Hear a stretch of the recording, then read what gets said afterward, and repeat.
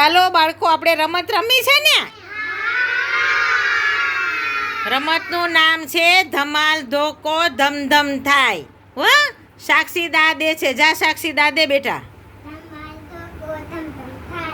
પાછું વળી જોવે એની તુમડી રંગાય. ધમાલ ધોકો ધમધમ થાય. પાછું વળી જોવે એની તુમડી રંગાય.